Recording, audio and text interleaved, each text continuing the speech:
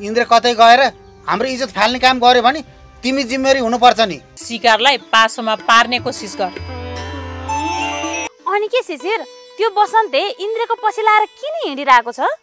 ठुली आमाले पठाएको रे। यता मधु र बसन्तेसित पनि बिस्तारै बदला लिने काम तीव्र रूपमा अगाडि बढेको छ।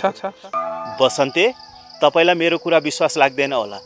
आज तपाईको आमाले घाँस काट्ने ठाउँमा गएर विगतको कुरा सम्झेर धेरै बेर रोए।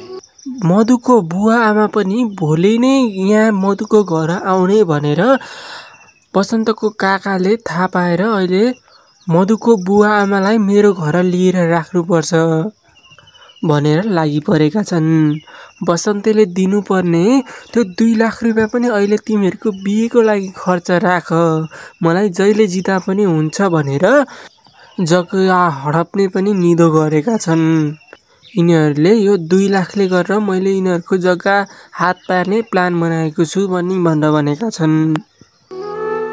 अब तपाईसँग पनि कतै खाजा खाने ठाउँमा गएर 1-2 घण्टा बसेर मनका कुरा सबै भनेर मन हलुका बनाउन मन छ। यता मधुलाई भने अझै पनि काकाले हामीभित्र केही चाल चलिरहेका छन् भनेर सोचिरहेका छिन्।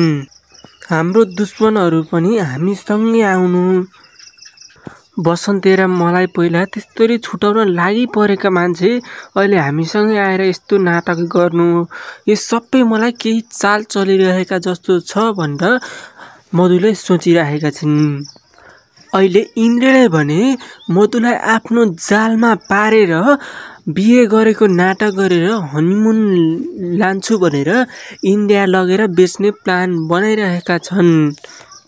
सानी आमा र इन्द्र मिलेर यो सब काम गरेको छन् भनेर पछि बसन्ते र मधुलाई थाहा पायो भने के गर्लान् त? यिनीहरू 2 जनालाई जेल सजाय हाल्नुपर्छ भन्ने को हुनुहुन्छ कृपया कमेन्ट गर। बसन्तीलाई त्यो पापीले केही पक्कै गर्यो। अब म कसैलाई बाँकी छोड्दिन।